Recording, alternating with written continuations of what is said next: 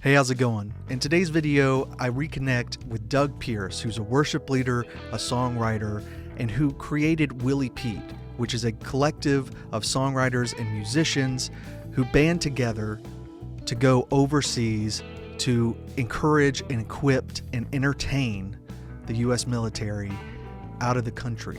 I think there's some really special moments in this interview where you can really hear the heart of what they're trying to provide through the healing power of just music. It was so good to get to reconnect with Doug after over a decade. And without further ado, here's my interview with Doug Pierce.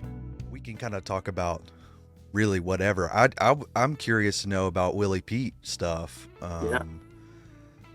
Y'all are still going after it. Like how often are y'all getting out of the country and doing that? I just decided on Sunday night, we're doing a Christmas tour.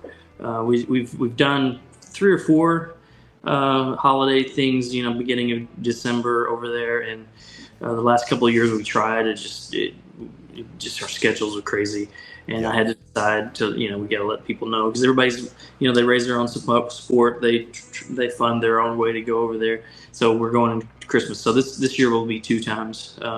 It's anywhere from 1 to 3 times a year that we're on the road overseas. We're in the process. We're gearing up to launch. Back in 2019, I launched the music program. I don't know if you heard about that. It's our Willie Pete music program. Teaches guitar lessons to wounded warriors, and so we did that.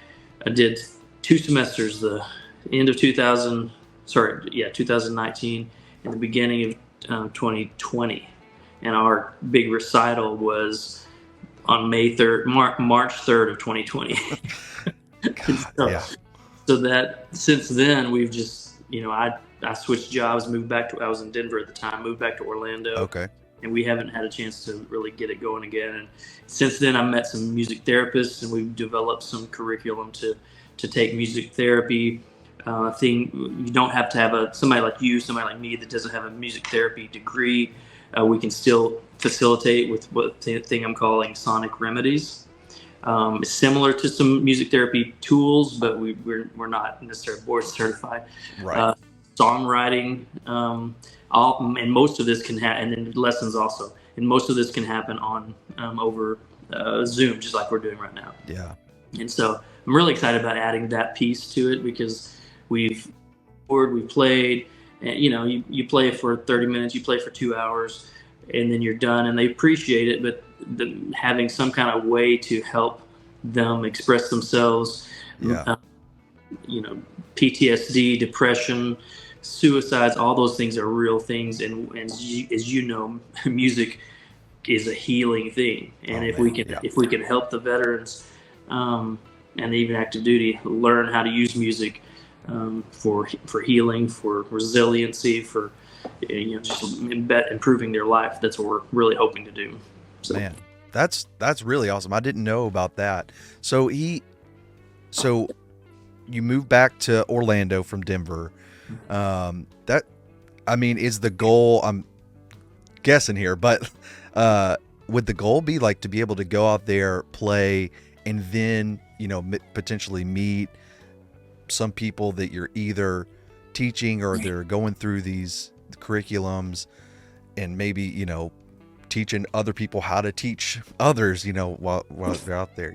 Like that's a that's just a powerful thing.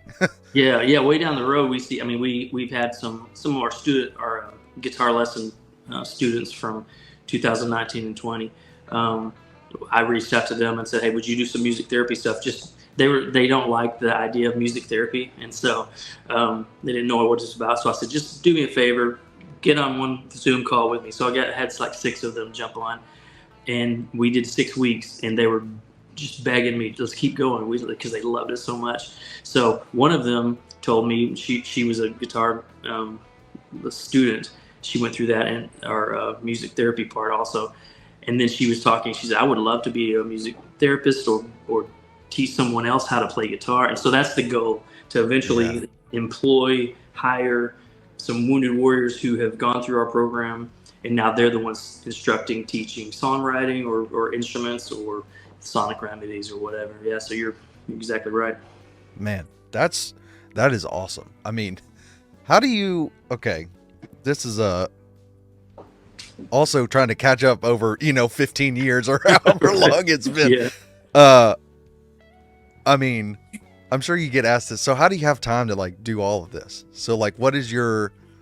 Because are you on staff at a church?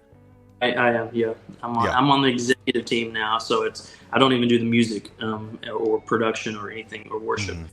side of things. Now I oversee our missions department, our guest services department, our next steps department, our pastoral care, and then our counseling center. So I have people that direct those, and then I oversee them. So it's a lot. I really want to do more with Willie Pete. I carve out time to do the tours, but I'm wanting to carve out time to be able to do this, the music program lessons also. I stay up late at night and work on stuff, and that way, any chance I get, I'm trying to figure that out and work on it. Yeah. I mean, it's also one of those things where like you just can't help but have ideas, and that's what I really remember is that you've got such a creative passion, that you can cast a vision, and it's like, all right, let's just do it. It's just going to be crazy, but you just do it. And I feel like that's something that I've carried with me. It's crazy to move to LA and say I'm going to open a commercial. Like I grew up dirt poor, and I feel like a bazillionaire, Right. that I'm out here in my own commercial studio in downtown Los Angeles. Feels nuts. Like, how did this happen? And it's a lot of just jumping off a cliff and just going, I don't know, but I've got this idea. Mm-hmm.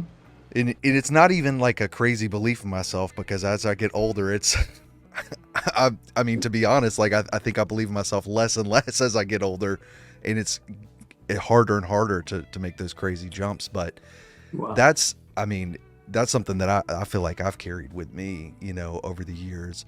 How kind of with Willie Pete stuff, are you doing a lot of your own music? So the vision, there are three aspects to Willie Pete. We have it's our kind of our mission statement. We entertain, entertain, encourage, and equip. Those are the three. So entertain is the live concerts, the performances that we do. Encourage is about the attitude. We try to speak their language. We hang out with them. We don't just go play it and leave. And then equip is the part I just talked about with the music program. But we just, with our entertainment part, we want them to love the show. We want them to feel. We want to take a little America back to them and let them feel. Mm-hmm. And in order to do that, we can't do tons of original songs that they don't. So we when we do originals, we focus on trying to tell their story. Like we have a song called PFA, Pretty Freaking Awesome. It uses acronyms just to tell a story of military people, and when they're listening to it, they're like, oh, I understand that. If you heard we will PCS in May, all laid up and squared away, ETS in 2, I'll re-up one day, you don't understand what that means. Yeah, but they do. Yeah. So that's the kind of, when we do originals, that's kind of what we do. We just released a song called Somebody's Gotta Do It, and it basically, I took an email that one of the soldiers sent to me about his experience and kind of turned that into a song. So we do write songs. What we really want to do is write songs with the troops, and we've done 3 or 4 of those over Zoom about right before COVID hit again, and those worked out well. But trying to give those veterans a chance to understand how they can express themselves in writing a song, writing a verse, or writing some kind of lyric. That's really what we focus on. Yeah, I mean there's so much power in songwriting. I've found that as my career has kind of gotten more and more focused on songwriting. There's something about collaborating, even on a song that may or may not even see the light of day, have commercial success. It may never get sold or bought or whatever. But just that moment of like creativity with others, that alone can be just so powerful and healing. Absolutely. But so do you find yourself doing, this is more, I mean, just personally, do you find yourself doing a lot of songwriting these days, or not so much? And I asked that because I just spent the other day all day moving everything almost out of the studio, repairing the AC, and I found a milk carton of CDs, and right on top was, I don't even remember the name of the album. It's sitting right there. Never the Same Again. Yeah. And Alive with the like drop C sharp.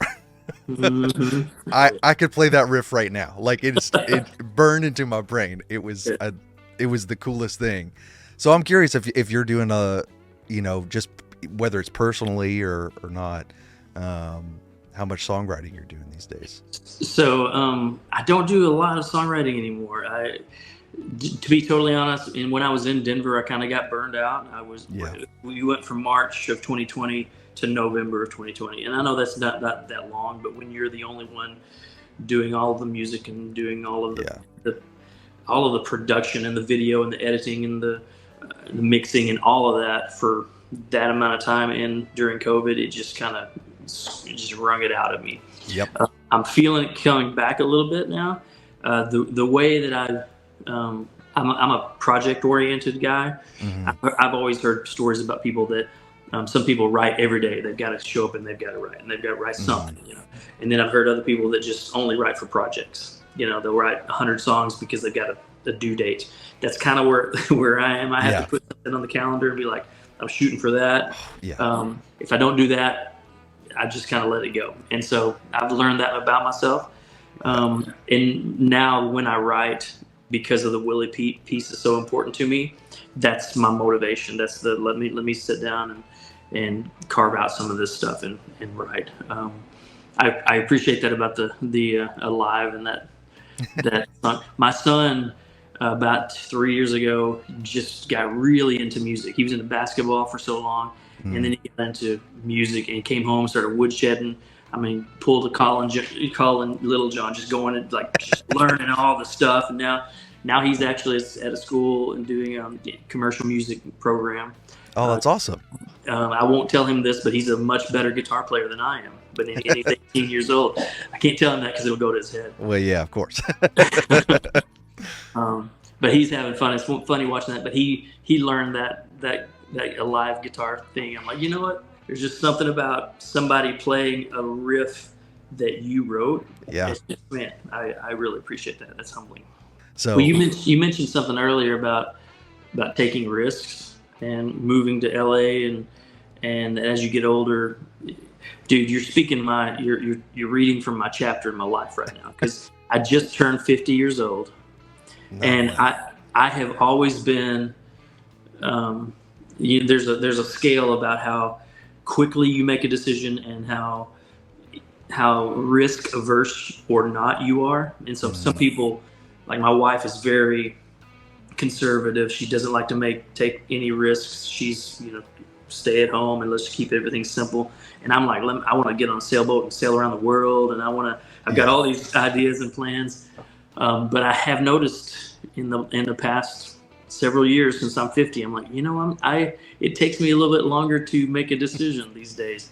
And like I just said about my Christmas tour that we're doing with Willie Pete, I should have decided 2 months ago, but I was just dragging my feet. I don't want to. Can we do it? Should we do it? Are there gigs? Can I pull off the schedule? All this stuff. And so as you get older, I'm just saying, Colin, it's going to get harder. Yeah, I'm not stoked for that, but yeah, I don't know what it is, but I mean, I think the other thing though is I would much rather be on this end of it. I mean, my wife's the same. She has, a real job, and she's hones me in from being just a wild man. But yeah, it's, as I get older, it's definitely harder, but it's, you know, in those things, I get more hung up on details, you know, like schedule, like it's all scheduling. Like the music's not the hard part; it's everything else. Mm-hmm. But on the other hand, what's encouraging is if you just do it, it will happen and it will come together. You know, it's like it's that wild thing. It's and I think, you know, maybe potentially my theory is, at least as I've gotten older, as I become, you know, more risk averse and slower to make those huge decisions jumping off a cliff, maybe it's because I'm not trying to like run away from everything anymore, you know. And that's something as a kid, you know, that I was just trying to get away from it, all of it. And so it's kind of a good reason why I'm you know, a little more risk averse now. But it's I don't know, it's something that I've had to kind of mourn even. You know, it but it's interesting to hear that's whether you're putting a date on the calendar for you to write a song, or you're putting a down payment on a studio, or whatever it is. It's just sometimes, and that's what I'm the last few weeks. It's like just take the step, man. Just stop overthinking it. Stop considering it. Take the step, and then that leads to another step, and that leads to another step. And you mentioned jumping off the cliff. The way I picture it, my decision making in my career has always been more like you're running down a really steep hill, this rocky hill, and you want to stay on your feet, and so you're taking big steps, but you're falling, but you're still just kind of controlled chaos, and that's the way I picture it. So yeah, that's exactly it for sure. Man, it's just really good to get to catch up. It's cool to hear. You know, I've watched from the vantage point of, you know, Instagram for a long time, and I'm like, oh my gosh, that's, you know, there's Carolyn. Like she's a mainstay. Everybody loves. She's got about 10 or so songs that every time she sings it, everybody bows down and starts singing along. Yeah. There's something special about her voice for sure. But yeah, man, it's cool to hear the heart and the, you know, the dream and watching this thing grow and evolve. And man, it's such a cool what a, you know, endeavor that you get to actually see, you know, results of like just making these people's day. You know, like at the end of the day, like it would be amazing if we didn't have to have a military, but this is where we are, you know. And you know, something you said earlier, reading between the lines a little bit, I mean, somebody's got to do it, right? Yeah. And so those people need to be loved and not ignored, you know what I mean? Yeah, I agree 100%. So it doesn't matter what political persuasion you are, our troops did something for us. They signed their name on a dotted line and said, I'm willing to do whatever needs to be to protect my family, your family, our family. And that's something to be honored, you know, and that's what we're trying to do. What is the best way for somebody who's interested in what you're doing with Willie P and they wanted to be a part of it? What would be the best way to do that? Go to our website, williepete.com. We're looking for the dream, just to share the whole big vision behind it. I'm picturing, I'm a dreamer. I'm a visionary. I love dreaming about what can happen in 10 years. And so I'm thinking in 5 to 10 years, I would love to have like 15 to 20 different chapters, branches in different major cities, you know.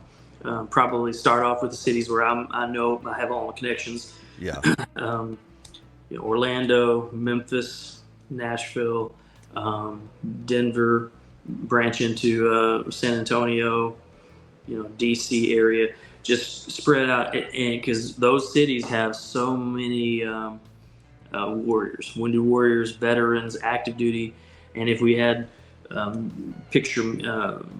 guitar lessons, drum lessons, bass lessons, we have music therapy events, we have songwriting events, we have just a way to push these musical tools into the lives of all the people.